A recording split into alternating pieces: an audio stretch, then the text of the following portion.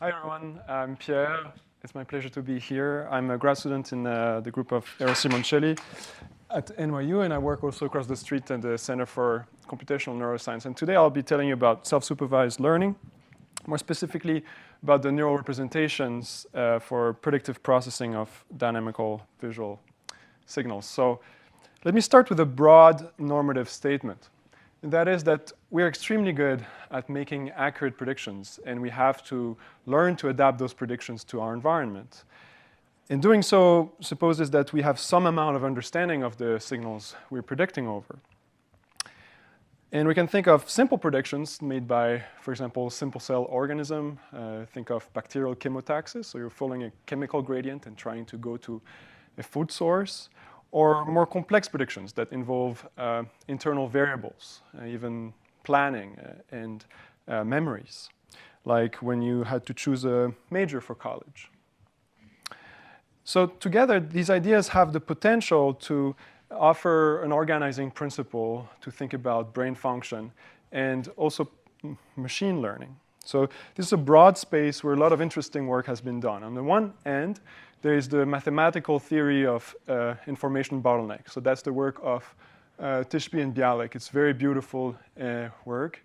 And the challenge here is to estimate mutual information on data. So it's hard to relate those computation to neurobiology.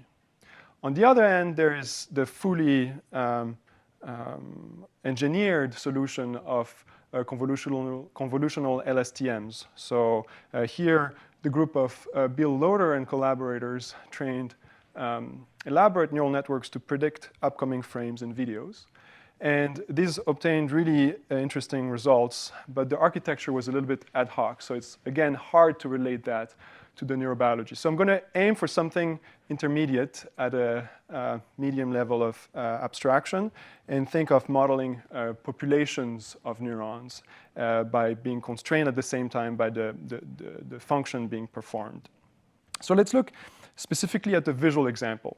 So here is a bicycle carrier navigating through Midtown. And this is meant to illustrate the critical importance of prediction, okay? You really have to know what other agents in your surrounding are doing in order to navigate successfully. And what you get are all these light intensity measurements in your retina, because for now I'm going to focus on vision. So how do we make sense of this maelstrom of information? So here's what this looks like in the state space of pixels. So each axis is the intensity of one pixel in the video. And as the video plays, we trace a trajectory that's extremely curvy in this state space. And the question that I want to ask is, how does our visual system transform this information into a space where prediction is enabled? So specifically here, if you were going to do prediction by linearly extrapolating the trajectory of previously seen frames, the prediction would be very poor and land far away from the actual next frame. So an idea in the field is to say, well, a good representation would be a representation that linearizes those dynamics. Right? So these are ideas that go back at least to the 90s and the work of Peter Foldiak, and there's a series of interesting work along this direction in computational neuroscience. And let me start by going back to a very fundamental difficulty. All right, so here is the simplest situation we could imagine. This is a one-dimensional signal. It's a superposition of two sinusoids. And as time goes by, it shifts in space. So the x-axis is location in space, and the y-axis is intensity. So again, if I visualize this signal as tracing a trajectory in pixel state space, and only show you the first three PCs, it looks like this potato chip. So it's very curvy, and if I linearly extrapolate such a signal, so I use a linear method, I'm going to land far off of the observed next signal. But here there's hope. This is a structured signal, and we remember that in the Fourier space, translation is simplified. Right? So let's look at the Fourier coefficient of this signal. Again, I'm using the same color code, so red, green, and blue correspond to the 3 successive time steps. Here you have frequency on the x-axis and the real and imaginary component of these coefficients. And as the signal shifts, the amplitude of each of these two components, this is a superposition of two sinusoids, the amplitude is fixed and the phase cycles at a rate that's proportional to the frequency. So this was a linear transformation. We haven't changed anything about the curvature of the signal.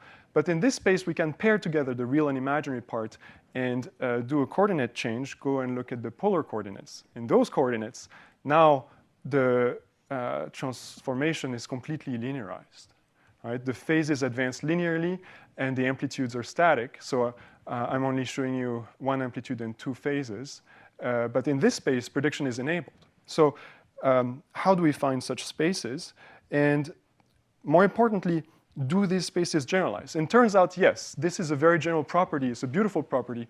And any Lie group that's commutative can be diagonalized in this way. So here, a precise way to say what's happening is that the complex exponentials are the eigenvectors of the translation operator, but other operators, rotation, for example, can be diagonalized as well.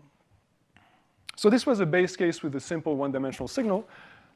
Really, we're interested in real video. So here's an example of a camel walking across the scene. Again, same thing. I'm going to show you the trajectory in state space. These are the first three PCs. It's a very curvy trajectory. This trajectory actually is closer to being 7-dimensional, and I'm only showing you the first 3 dimensions. So here, there's a challenge. The global transformation of the Fourier transform doesn't apply. Different locations in the image move in different directions. So we really need local processing. Moreover, there are like small things, like the legs moving, or bigger things, like the hump moving. So there are different scales of objects moving. So I'm going to use a multi-scale oriented representation, very much like what Bruno told you about earlier. So specifically in this case, it's also a wavelet decomposition. It's also a complex valued wavelet decomposition. I'm using, in particular, the steerable pyramid. So it looks like this. Here's an example with 4 different orientations. So this would be the parameter theta from earlier in the day, and 4 scales. So that's the parameter j that Bruno told you about. So these are the example basis vectors. So they correspond to they are the generalization of the sinusoid of the Fourier transform. And these are the odd symmetric ones. And for each of these channels, I also have corresponding even symmetric filters. Together, they form a quadratic pair. They are Hilbert transform of one another. So now what I'm going to do is I'm going to project this video along these directions. So I'm going to plot 2D projection at each scale and each orientation along the even and the odd symmetric filters and see how the trajectory evolve. And again, we see that these trajectories actually do have some amount of structure. Some of these trajectories follow a circular trajectory like previously in the Fourier example. So again, using the polar coordinate transformation, we can look at the trajectory in that space after the nonlinearity and see that we've partially linearized the whole image. So this was at one location in the center of the image, and I'm just going to concatenate all of these coefficients at every location and show that together we've enabled prediction. So now the first PC explains about 80% of the variance. Okay, so here we built in a transformation, the steerable pyramid, and I started by telling you that we wanted to discover such symmetries from data and maybe even more general ones. So I'm going to cast this problem as a learning problem, a self-supervised representation learning problem. So this goes as follows. You have the time axis at the bottom here, and let's say we've observed the current frame, t, and we remember the previous one, t minus 1. We're going to represent these signals using a parameterized mapping f with parameters w, and we are going to obtain maps of coefficients. So let's think of this as a convolutional operator. So at every location in space, we'll get coefficients. And if we pair the channels 2 by 2, we'll get corresponding coefficients that we will interpret as the real and imaginary part of a representation. Okay, so at every location here, we get 2 coefficients. We can think of them as little complex numbers. And the prediction here, PW, for now, I'm not going to parameterize it. I'm just going to reuse the same idea as we observed in the Fourier case and the steerable pyramid case. We're just going to continue along these circular trajectories. So I'm going to assume that the amplitude doesn't change and that the velocity that exists between t minus 1 and t can be applied again between t and t plus 1. So that is, I'm assuming there is no acceleration for simplicity. That's how I come up with a prediction for this coefficient. I do that at every location for every pair of channel, and then I have another parameterized mapping that goes back to the signal domain, where I can compare my prediction against a true next frame. So specifically, let me say that again more precisely. So for now, consider a linear representation. So we have a convolutional filter W that's applied at every location. So I'm dropping the positional index for clarity, but think of x as a function of both time and position, so your coefficients y also are a function of position. Then you pair them up and get complex activations. To predict the next coefficient, we're just going to advance the phase of the current representation. So z is your current coefficient, and you multiply it by this little unit vector that's going to rotate the phase. The way to see that is that these are complex numbers. They're divided by their norm, so they're unit vectors on the unit circle. And the bar above here means complex conjugation. So we're negating the phase, and multiplying those two takes a phase difference. So that's what does the prediction step. Then, once you have this prediction, you can reuse the same filters on the way back, use their transpose, and get back to the pixel domain. And then we're going to learn those parameters, the weights W, by minimizing the prediction error against the next observed frame with gradient descent. So really the important step was the phase advance that I highlight here. And notice that previously I motivated this idea by taking an explicit polar coordinate transform of my coefficients. Here I'm doing it all in one step. I'm only using the coefficients. I'm not computing arctangents. So that way I can get the benefit of linearizing in the space of phases without having to commit to that circular variable that can be very unstable. So let's verify that this does something reasonable with synthetic data. So for the first case, we were looking at translating sequences. So these are patches of real images. And the group that's acting on these are just translation. So taking a patch, and I'm going in a random direction at a random speed. And I'm going to train the architecture of the previous slide here. And now I'm going to show you the weights that are learned, and I'm going to show you them animated. So these are the weights that we recovered. They're exactly the plane waves. So we've relearned the Fourier transform in 2D. Right, so again, they come in pairs. There is an even symmetric and an odd symmetric, so you could animate them by just applying this little phasor to them. That's what I do to display them as short snippets.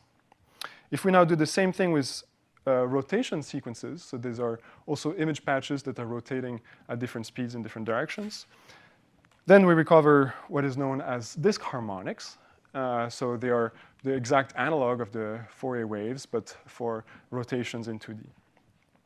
So that's just to verify that this approach can help us discover symmetries from just observational data.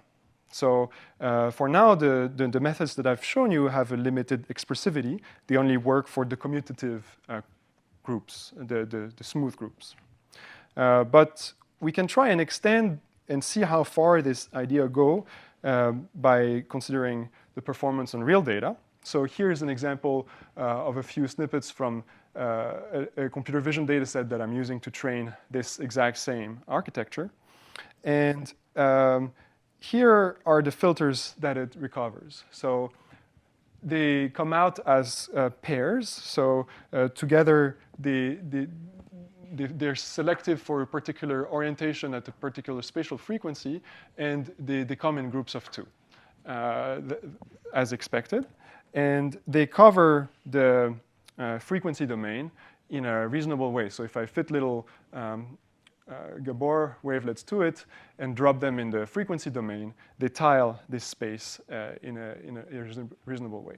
So this is interesting. It's kind of reminiscent of the selectivity of cells that's observed in early visual areas of primates. Now let me tell you a bit more about the prediction mechanism. So far I've used polar prediction, so that was a fixed transformation.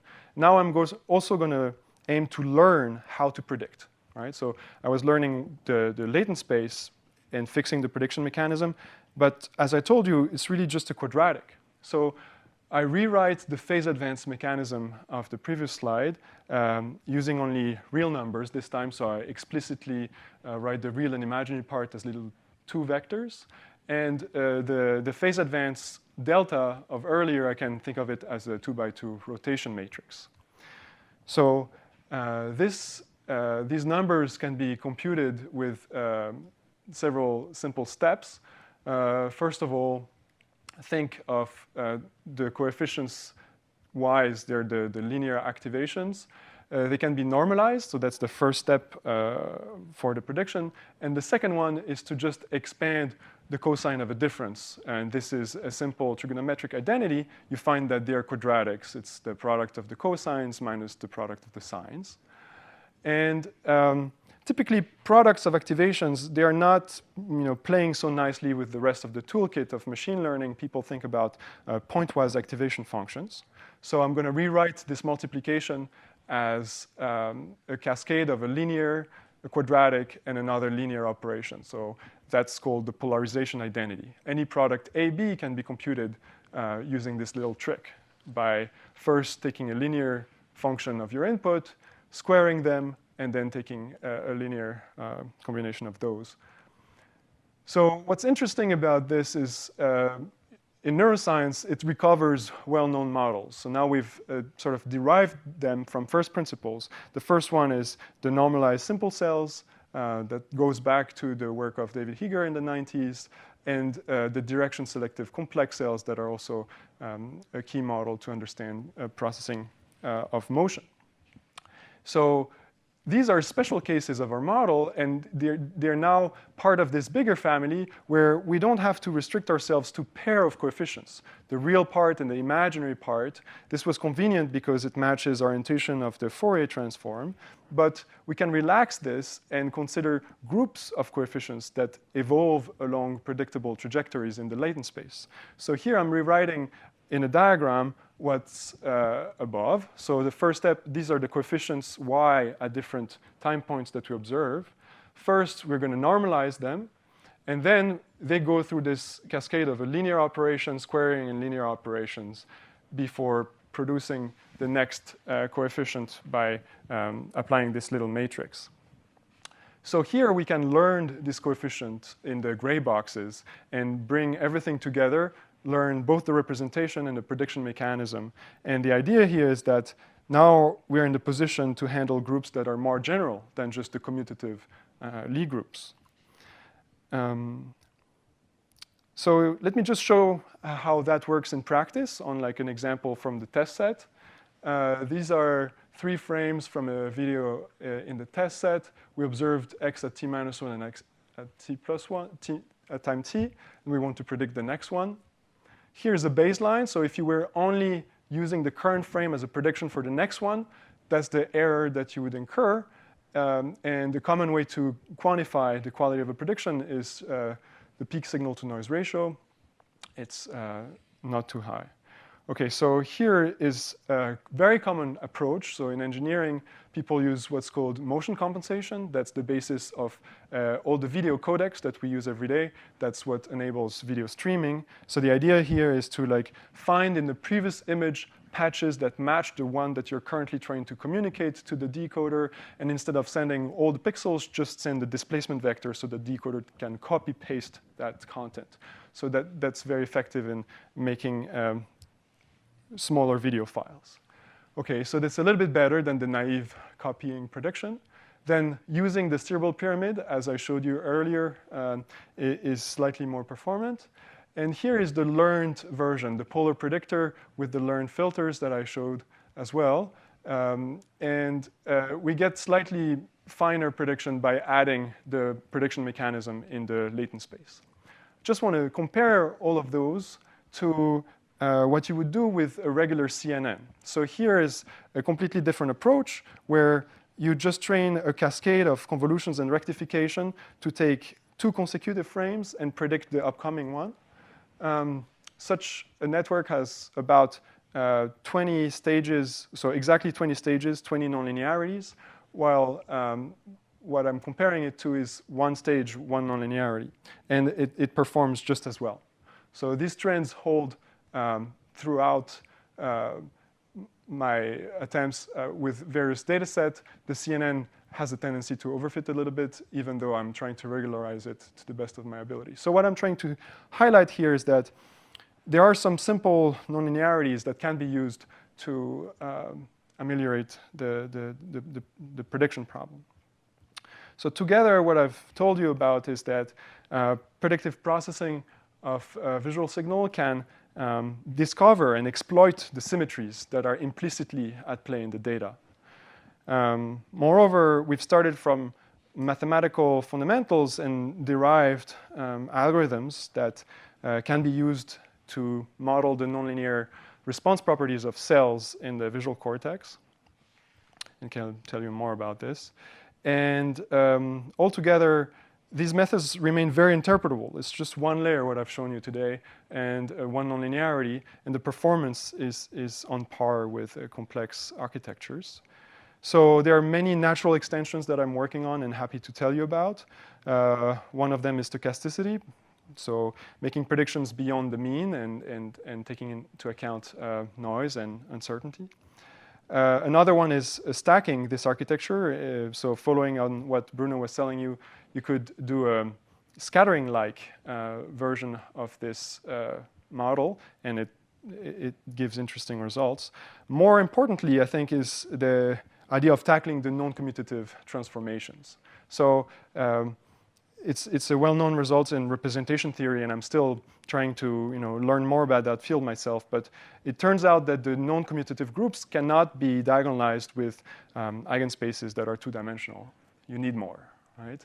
And so what I'm trying to do is to learn this from data, and I'd be very interested in talking more with anyone who is interested in that topic. So with that, I'd like to thank you and take more questions.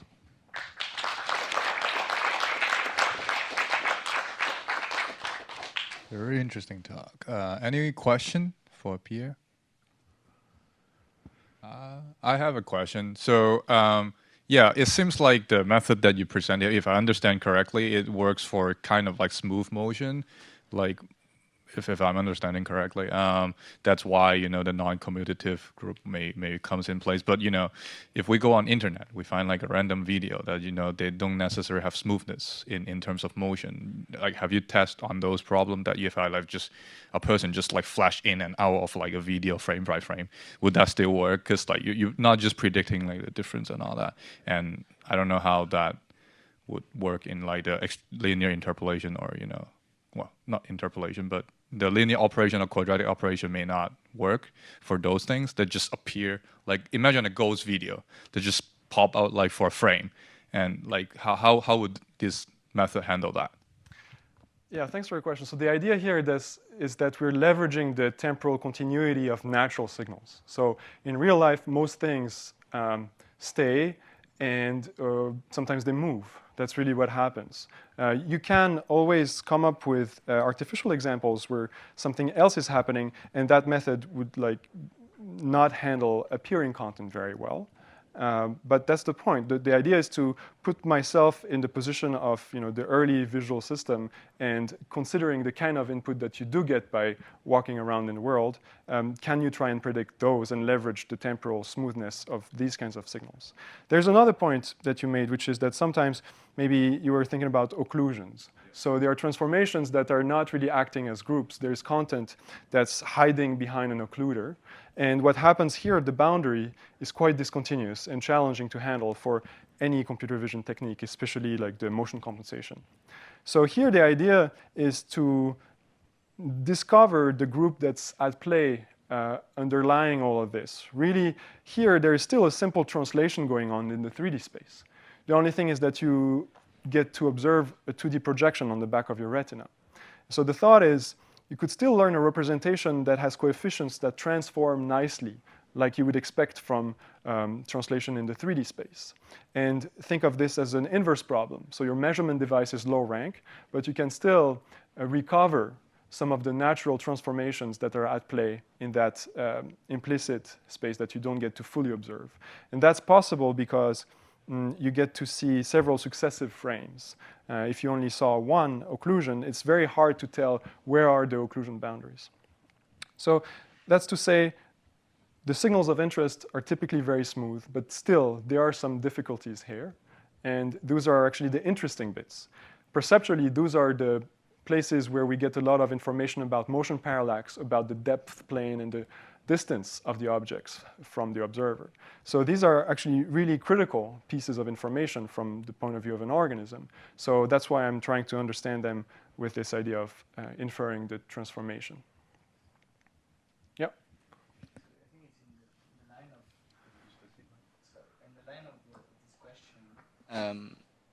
Like how far can you go in time? So you were always predicting the next snapshot, but like, is your technique making, you know, much better than CNN, or I don't know, predicting 10 snapshots away or something like this?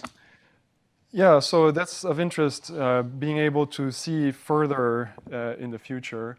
And especially if you think about doing this in a hierarchy, maybe you want to predict further out coarser feature. I'm not sure predicting the exact pixel values is of direct interest to the organism. Here, what I'm proposing is that the visual system can tune itself online to learn good features by just observing the world that's happening, and then use those features to do other things, you know, everything else that we do with our visual system. And the idea is that there's already a lot of information in next step prediction.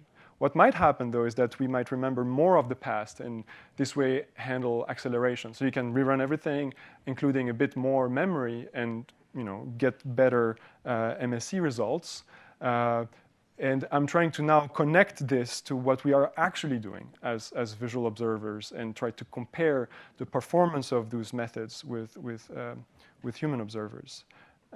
But yeah, about predicting pixels far in the future, I think that might be of interest for or just machine vision. extrapolation, even, like when the car moves, you even though you're on your bike and you're not yet there, but you somehow already you know the car is gonna not gonna be able to pass next to it, for instance. Yeah, I agree with you. So I think the way I'm trying to approach this is by doing it at a higher level of abstraction. So this was the first layer, but I've cascaded this architecture, and you can do predictions further out in time on like features that are more abstracted, those that are more stable, because it's a lot of work to try and predict every single pixel, while they might not all be really relevant. You said the car, so we want to identify objects. So typically objects, they are coherent because they move together. So there is this theory that has to do with like the fact that objects are the thing that move together. This goes back to the Gestalt principle of common fate. So I think the structure of the phase advance here is a way to operationalize that idea of like objects moving together. One last question. Oh, actually, we can do two. Yeah, please.